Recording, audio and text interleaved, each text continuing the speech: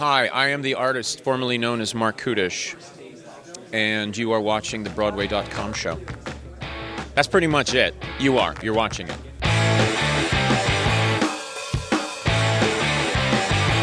Welcome to the Broadway.com show, your guide to everything happening on the Great White Way, or as we like to think of it, exactly what Jonathan Groff is looking for.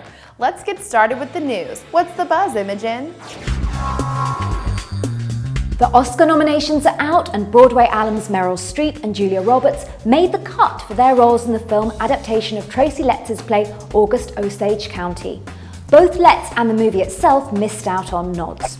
Meanwhile, recent Macbeth star Ethan Hawke nabbed a Best Adapted Screenplay nomination for Before Midnight. As expected, Frozen received Best Animated Feature and Best Original Song noms. Now all we want to know is whether Tony winner Idina Menzel will get to perform Let It Go on the telecast March the 2nd. Glenn enthusiasts rejoice. Glenn Close is coming back to the Great White Way for the first time in 17 years. The three-time Tony winner confirmed at the Sundance Film Festival she's working on a play that will bow in the fall. No word on what the piece is, but the Oscar nominee describes it as very challenging and a mountain of a play. Fingers crossed for some great material for the celebrated thespian to sink her teeth into. After all, she will not be ignored. Hold on to your sardines, because Noises Off is on again for Broadway. The Roundabout Theatre Company will revive Michael Frayn's door-slamming play where everything that can go wrong does. Previews of the slapstick farce begin next January at American Airlines Theatre. In the meantime, practice laughing your butt off without choking on your gummy bears. After making its maiden voyage in 1997, Maury Yeston and Peter Stone's Tony-winning musical Titanic is sailing back to Broadway. Yes, Jack and Rose and all their pals— wait, what? Jack and Rose aren't in the musical? Well, at least we'll get to hear My Heart Will Go On. No? Well, the historic tuner, which does feature an iceberg, a giant ship, and a score of memorable songs, will set sail for an engagement in Toronto before docking in New York in the fall. Godspeed, Titanic! I'm Jason Robert Brown. You're watching the Broadway.com show. It's Smackdown time. Last week, we asked you to choose between two Idina Menzel power ballads, Frozen's Let It Go and Wicked's Defying Gravity. The results are in, and no one's going to bring down the Green Girl. The Wicked anthem came out on top with 73% of the vote. In this week's Smackdown, we're happy that two talented movie stars will be returning to the Great White Way. Broadway.com Audience Choice Award winner Daniel Radcliffe, who will headline The Cripple of Inishmaan at the Court Theatre this spring, and Tony winner Hugh Jackman, who will star in the play The River next winter.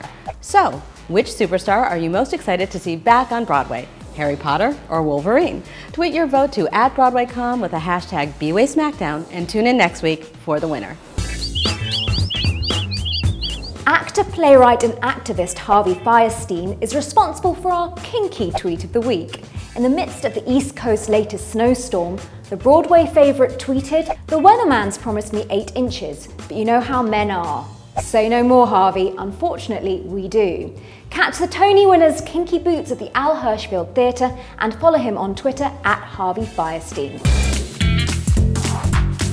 Hey, are you ready to journey toward the second star to the right and straight on till morning? We hope so, because this week we're giving a Never Never Land-sized thumbs up to NBC for choosing Peter Pan as its next big family musical TV event.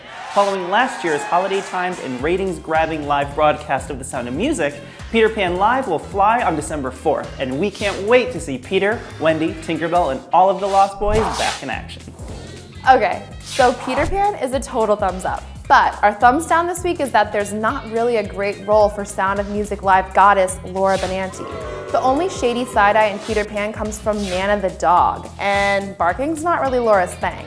What's gonna happen to Team Elsa? Who will be in all the hilarious gifts? This is a total thumbs down, unless we can talk NBC into sassing up Tinkerbell. Laura, we got your back. Hashtag Team Elsa forever. I'm Jerry Mitchell, and you're watching the Broadway.com show. Our hot shot of the week from Broadway.com photographer Bruce Glickus captures a stunning Rebecca Hall and dashing Morgan Spector on opening night of their play Machinal on Broadway. It was an unusual opening night as the show stopped and started twice when the striking and elaborate set stopped working. Amazingly, stagehands manually rotated the set for the remainder of the show, making it a night to remember. Make sure to see Hall, Spector, and the phenomenal ensemble in Machinal at the American Airlines Theatre. Composer Robert Lopez isn't a household name just yet, but he is about to be. He first made a splash in 2003 with his Tony Award for Avenue Q. Then he had another smash hit with the Book of Mormon, snagging a couple more Tonys and a Grammy.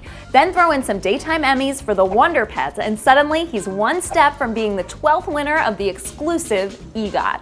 Now his song Let It Go from Frozen is nominated for an Oscar, and this composer might just make history. Bobby, when you're sipping scotch with Mel Brooks and Rita Moreno in the EGOT Club, don't forget us little people. Congratulations, you're our star of the week.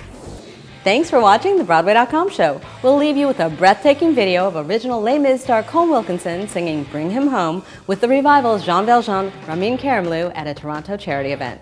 See you next week.